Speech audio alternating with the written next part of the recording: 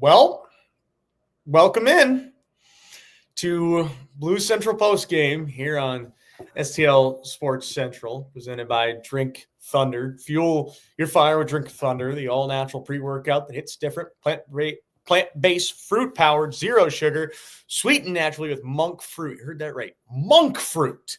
Each serving is packed with vitamin, minerals, and antioxidants to ignite your energy and push your performance to the next level. Choose your flavor: orange mango, blackberry lemonade, or strawberry cream, and feel the rush the natural way. Order now at drinkthunder.com. Drink Thunder, pure power, no crash, all natural. Well, it certainly looked like it's could have used some firepower, some energy in the second period as Blues lose again.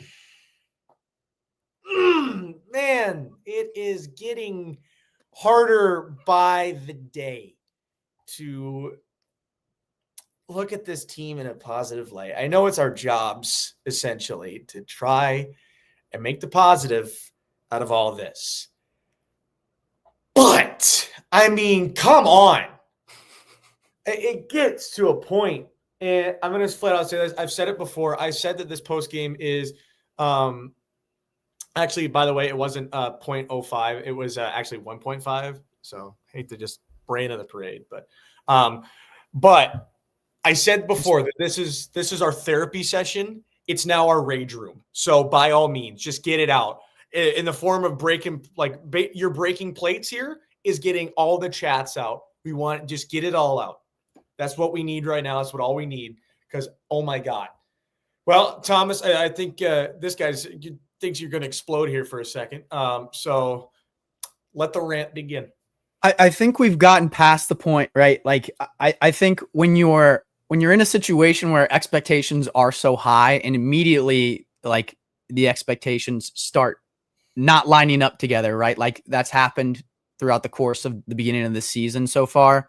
I think that's why we've seen the over the top reactions of like what is happening. Like this, we obviously know that this team is capable of more than this, like, and we're not seeing the results right now. Like, what is the issue? Like, how can you possibly wrap your head around this team figuring out new ways to lose? We were like 1.6 seconds. Like, how do you even lose in that amount of time? It's like, oh yeah, actually we're going to do one better and lose in 1.5, 0.01 seconds, even less time than we did in game 7. So, you know, even if we're calling back to that, like you could definitely make the like assumption that 1.6 seconds broke this team. And now we've got 1.5 to deal with. But I think that was the first come from behind victory for the Seattle Krakens on the season.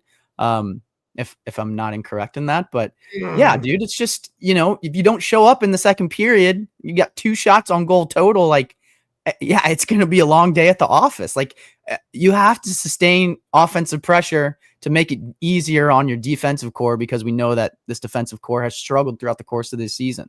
That being said, I feel like the narrative going into this game, and Jim Montgomery was getting questions about it left, right, and center, is the healthy scratch of Jordan Kyrou. How's he going to respond? Why was he healthy scratch? All these things. And I thought the broadcast was talking about it too. Like Jordan Kyrou played a solid game, ended up getting a goal, like the go-ahead goal, like when the team needed it the most at the beginning of the third period. So you're riding a high throughout the course of this entire third period. And once again, not only do the Blues figure out new ways to lose, which obviously, actually, this is kind of a familiar way to lose because it's exactly what happened in Game 7 in the playoffs. It's happened but that is the familiar theme, right? Is not only in Game 7 in the playoffs, but we've seen it throughout the course of this season too. Like you have to finish out a period. You have not even just play a full 60, like play a full 20. Like the whistle doesn't blow until it says 0-0. Like you can't go out there with 2 minutes left and be like, it's over. Joe Hofer's got it. Jordan Binnington's got it. Like, you know, the puck's going to go rimming around and like, oh yeah, like I'm going to go in here and battle this guy. But like time's going to wind down. Like we're just counting the seconds. And all of a sudden 1.5 seconds left in the game, send it to overtime. Don't even touch the puck in overtime. And it's in the back of your net. And Jim Montgomery left that bench so fast, dude. Like I think he was fired up. I think we should also talk about the goaltender's interference, because it's not the reason. It's not the reason that the Blues lost, but it is still frustrating that any given game we have no idea like what the refs are going to call, because it's just completely out of left field what I'm seeing on the screen, and I'm like, surely there's no way, right? I mean, dude skates into Joel Hofer's blade of his stick moves the knob out completely out of the corner of the goal to make way for the puck to go in. And they're like, yeah, good goal. I'm like, all right, I'm just gonna stop pretending like I know what I'm talking about when it comes to goaltender interference and just wait for the ref to be like, "Hey, we flipped a coin in the back, and here's what we're going with today." But that's kind of my knee-jerk reaction. Is I still have no idea what the goaltender interference is. I think I know what this Blues team is now, and it's kind of damning because it's the inconsistency. It can't finish out periods. It can't show up for the second period, half the games, right? Like that's struggling. That feels like a reoccurring theme. The frustration is boiling over from everybody, including Doug Armstrong, when we're seeing little bits and pieces and breadcrumbs come out through Elliot Friedman, through Jeff Merrick, through 32 Thoughts, through Saravalli. Like everybody across is wondering who's getting moved, what pieces are getting moved. Is it Braden Shen? Is it Jordan Kyrou? Is it Jordan Binnington? Like all of these names are Pavel Buchnevich. All of these names are getting thrown out. It feels like nobody's safe. And tonight's result against the Seattle Kraken doesn't bode well for that conversation if you're trying to stay on the St. Louis Blues. Yeah, it's really, like I said, getting to a point. Big win. We're going bowling. Yeah, whatever. Yeah, I'm not a big Mo State guy. I'm not happy about my other Missouri teams today. My Lions lost. My Tigers lost. It's not a good day for me football wise, to say the least. At least NDSU won. I know, shocker. I like NDSU, so go Bison. But other than that, it's nice to find a little bit of comfort in some teams that aren't. At least someone can win. Now. Yeah, at least I can cheer for someone who consistently wins. But what's the most frustrating thing about that is I'm gonna wake up tomorrow and be like, I know what I saw last season was not a mirage. And I know that this team is exactly the same.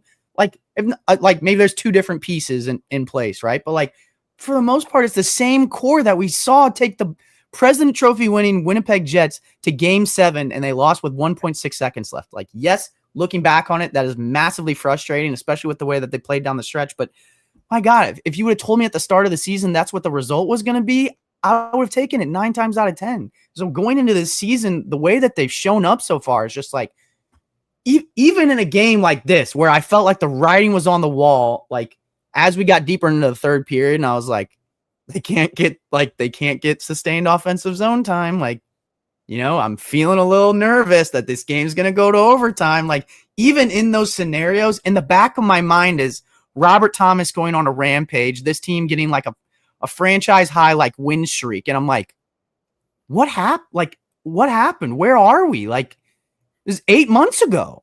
Like, there's no way that this team, from a talent level, like maybe from confidence and like emotions and like, everything that's going on with the team right now. I don't know what goes behind closed doors or anything like that, but like I can see like when Joel Hofer is fighting like shots against him consistently in that game where he let in 4, like that's just a confidence thing. Now he's kicking left and right and looks great. Like he kept you in this game by all means because, you couldn't get the puck in the offensive zone for a sustained amount of time. But what I can't understand is like the complete contrast between what we saw at the end of last season and what we're currently seeing with the St. Louis Blues. Like it's difficult for me to wrap my head around. And I don't like the Blues could go like 15 and like 50 this year. And I'd still be like, oh, maybe they can turn it on at the end and like do something. You know what I'm saying? It's like, we hate optimism so much. It's the hope that kills you, bro. But like last season, like that gave me all of like the data that I need to be like, maybe they just go on a crazy stretch in like February and pull off a miracle because we've seen them do it before. Like it's just baffling to me. Problem is history is not the present. And that's the thing that sucks the most. Don't forget though, that you can always trust Home Bank. That's right. Blues Central postgame brought to you by our business banking partners at Home Bank. From business lane to everyday banking, Home Bank has been with us since day one as a trusted partner. Business isn't about numbers, it's about relationships. And with Home Bank, those relationships make all the difference. Home Bank is the team behind our team at STL Sports Central. Visit myhomebank.bank, BANK, or call 855-577-2001. Home Bank, member FDIC, more than a bank. They are a business partner. And of course, later on, we will have our money moment of the game in just a little bit. Not getting to it just yet, though. We'll get to that in just a moment. Nice little Just teaser. a little. Yeah, just gotta get. I mean, it's gonna be hard to pick a money moment. But I think the thing that I'm just gonna say it. Let's get into the positives. There's really only 2, maybe 3 positives I can pull out of this game. We had the same ones. I Yeah. got 2 that came immediately to my mind. I think they're the same ones. First one, Joel Hofer getting back into the swing of things. Yep. Jordan Kyrie's play tonight after the stretch. And then just kind of the line, the Holloway line kind of stepping up bigger a little bit more tonight would probably be one of them. I'm not going to say that the top 2 lines are there just yet. They're not making a noticeable change, but they're getting there. Mm-hmm. I'm not gonna like all of a sudden be like, oh, they're finally getting up there, but it's showing light, but at the same time, they should have been showing signs of being decent 5 games ago. So, but at least they decided to do it now and not 20 games down the road. It was nice to see Dylan Holloway get back on the score sheet, because it feels like throughout the course of this season, like he's been minus a couple of games, and obviously he's coming back from a pretty significant injury too. So I don't know how much he's fighting that, and obviously guys in the NHL will always say they're good to go, but the level of how good they are, it always varies. I mean, we've seen guys play with ruptured spleens before in the playoffs, and they're I'm getting surgery in the offseason. It's dude, are you okay? That's pretty severe. Go relax. That's crazy. Yeah. And obviously I don't think Dylan Holloway's playing with a ruptured spleen, but there's a very real possibility that he's not 100%. And for him to find the score sheet tonight and find the back of the net, I think is good for his confidence and, the confidence that the St. Louis Blues have in him, because I think what we saw from Dylan Holloway and that chemistry with Jordan Kyrou on that second line last year wasn't a fluke, and it wasn't a flash in the pan. I think that's the quality of the player that you have in him when he's at 100%. Like I said, I don't know where he's at in that scale, but there's a possibility that he isn't 100%.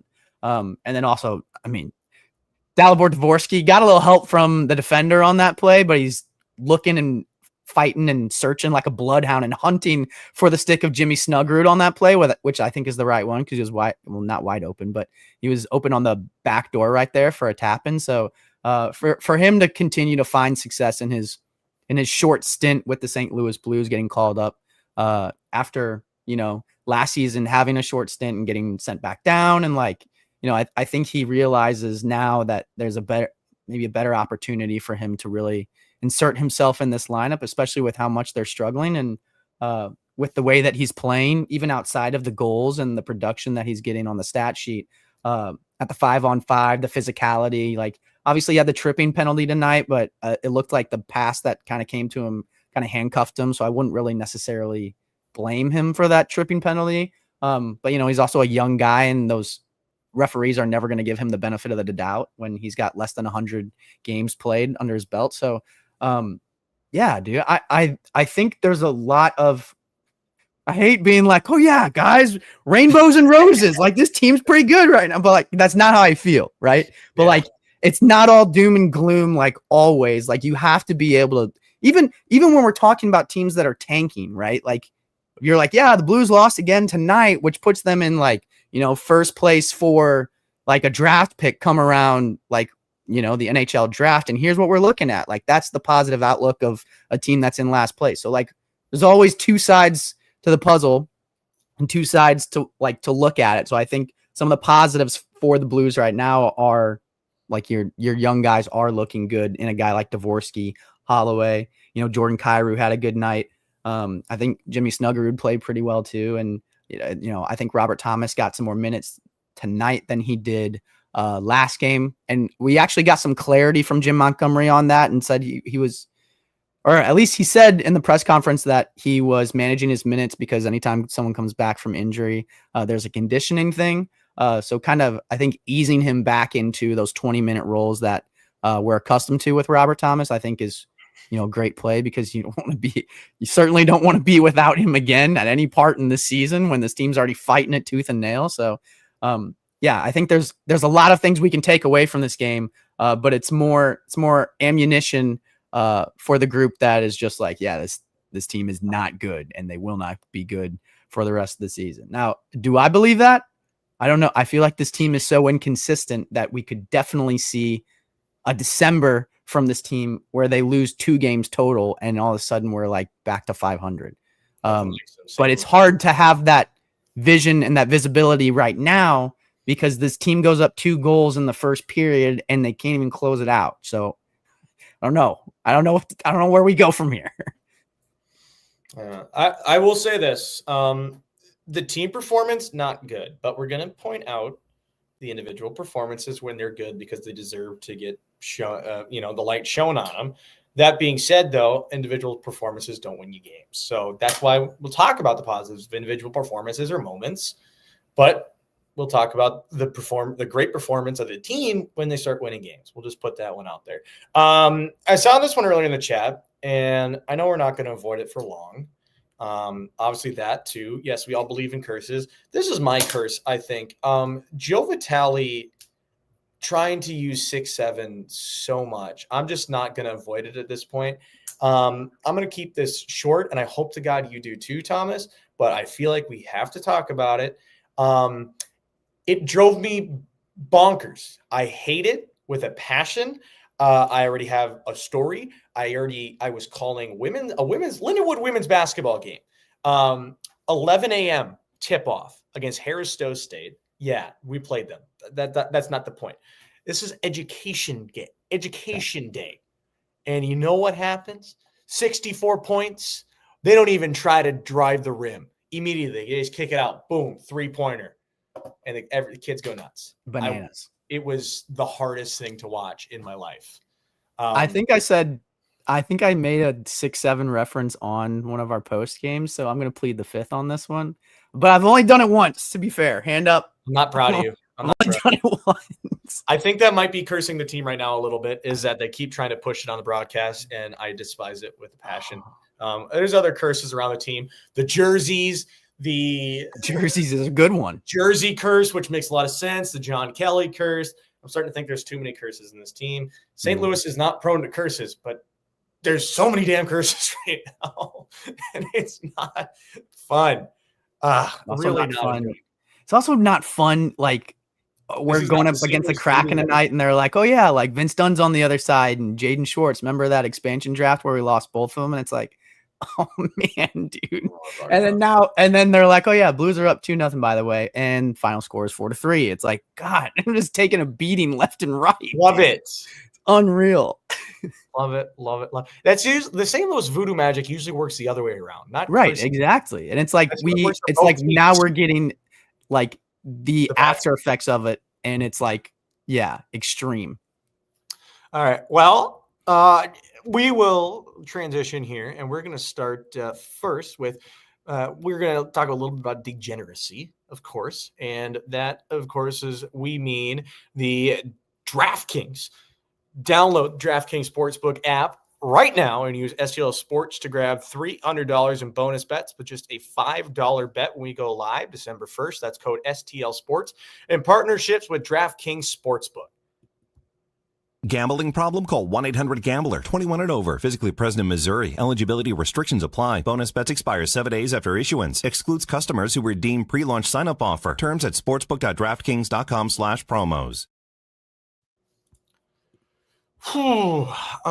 We are getting close to that money moment of the game here. Let's see. I think before we get there, and I think what I've seen the most of in the comments is discussing the play of Pavel Buchnevich. I don't really have much to say on that other than I don't have much to say on it purely because he's done absolutely nothing, and I don't even notice him at this point on the ice. So I can't even I as much as I pay attention to the game, I cannot pay attention to, or I don't pay attention enough to realize how bad Buchnevich is playing right now.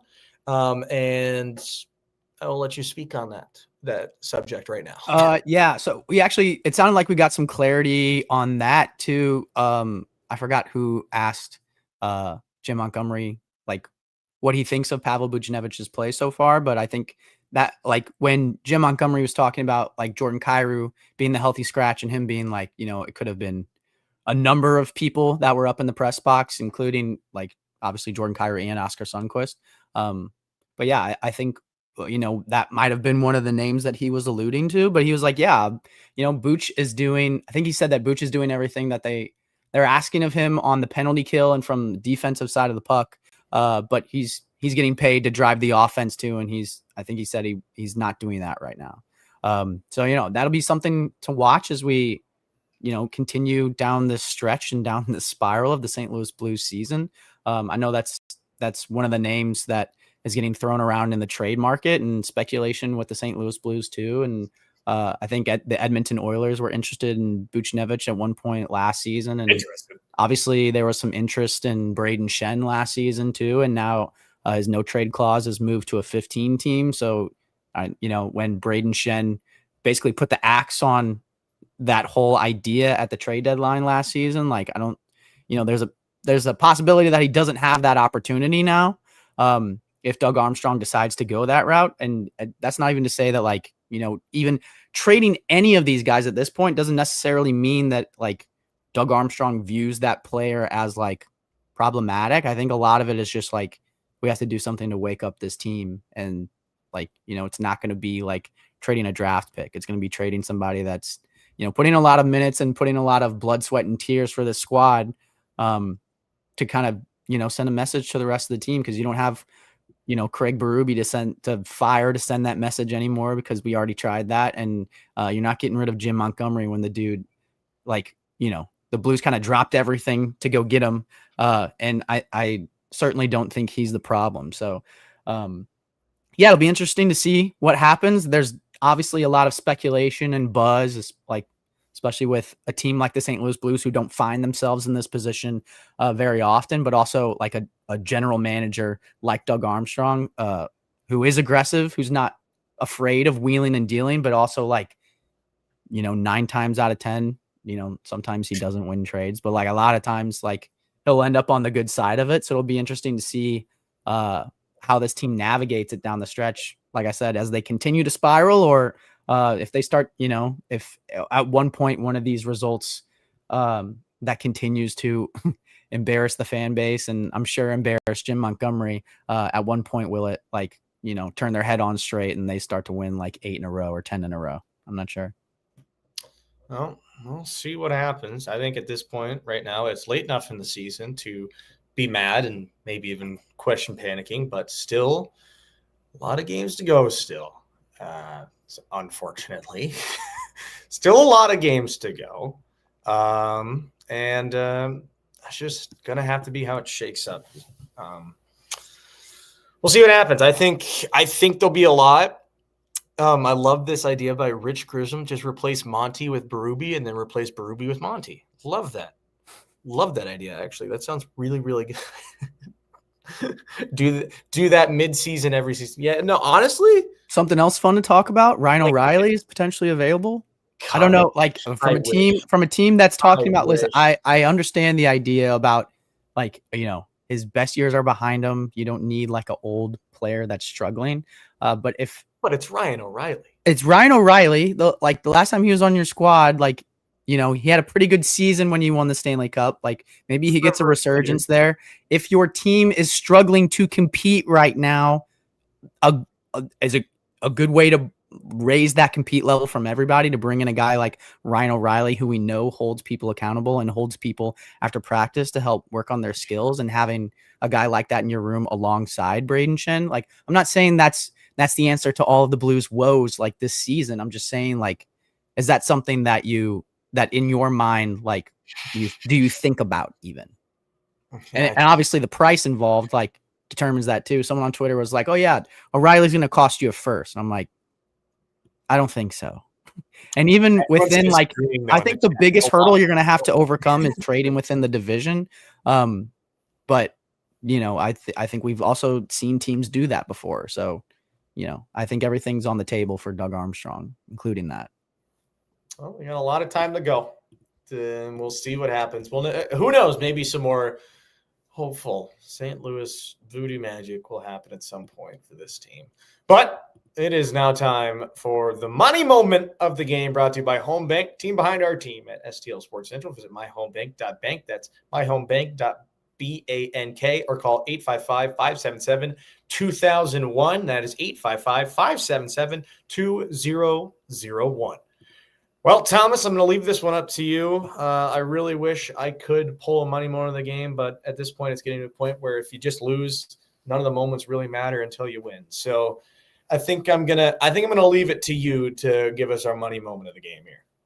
I'm gonna go with two, since there's two of us. I'm gonna pick one for you and one for me. I think the resounding one for the St. Louis Blues fan base, obviously until the third period results, and the second half of the third period didn't go your way, and obviously OT. But I think the resounding one, like in the event that the Blues did manage to close out this game, would have been Jordan Kyrou with the go-ahead goal. And I think the biggest thing for him, right, is like it's not a custom Jordan Kyrou goal to where he's flying down the outside, toe drags inside, gets that little scoop, and just picks it like top corner. Like that's his bread and butter, and we know that he's good at that, right? And I think one of the things that Jim Montgomery has kind of pushed him to be better at and kind of more engaged in is like the griminess, right, of the NHL game. Like, you know, it doesn't have to be like laying the body, because Jordan Kyrou is not really like a checker, but just getting in to the nitty gritty areas of the ice and into the blue paint, like making it difficult on the goalie and like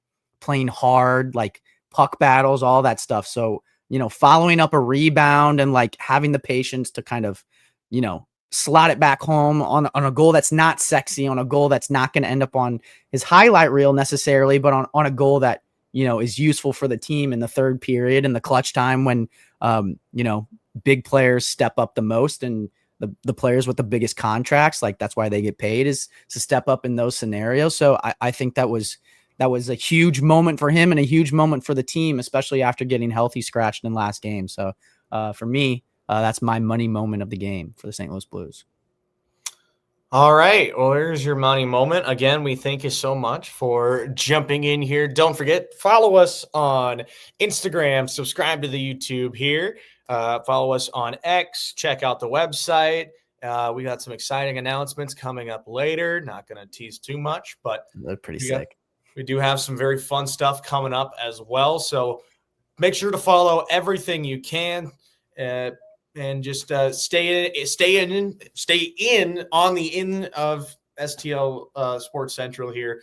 A lot of fun stuff coming up next, coming up soon. And of course, we still got post games, and hopefully we'll have some more fun at one point when they start winning. Tuesday, Calgary Flames. That'll be a fun one. So we got some time off. We don't have a game, or the Blues don't have a game until Calgary. That'll be 7 p.m. puck drop from the Enterprise Center. We will have it, of course, right here. And today's Saturday. That is right. So place your bets, Jacob. Is this Blues team that we saw tonight the exact same as it is against the one against Calgary? No. And I have nothing to back that up other than just no. I'm going to say no too. Like if I was going to place bets, probably because the odds would be pretty good and I'd make a lot of money if that did cash and you said no. But this feels like it feels like Doug was putting out feelers for trades and wanted to see how the team responded. And this is how the team responded, with blowing the game 1.5 seconds and not touching the puck in overtime. So, yeah, I think Doug Armstrong's phone is going to be pretty busy from now until Monday, and we'll see what happens Tuesday night against the Calgary Flames at 7 p.m. Well, also, if you do want to bet, just wait 23 days, December 1st, be a state holiday. And don't forget, if you're going to sign up for it with anyone, sign up with DraftKings. I will also say, when the Blues were winning 3-2, the odds for the game to go to overtime were plus 600. And I saw it pop up on my screen, and I said, if it was December 1st, I would have hammered that. Oh, 100%. I would have hammered that. 100%. See, hopefully, maybe sometime in the future we can get you Thomas's picks, and then everyone can lose a ridiculous amount of money later. Yeah. I can give you my tips. I can't give you full blown guarantees. So are they tips if it's actually bad advice? I think I've hit some bets before.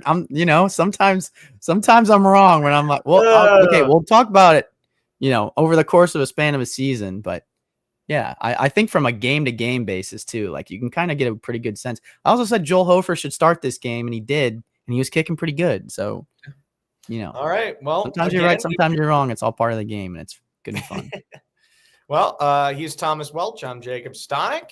Make sure, don't forget, follow us at everything. I mean, we're practically on everything at this point. Go check out the website. We got all the written content. You can watch all of our post-game shows on demand on YouTube, all the other fun stuff with Randy, Bernie, everyone else here at STL Sports Central. Back again Tuesday night after the Blues take on the Flames. This has been STL Sports Central, Blues Central post-game show right here. And as always, go Blues.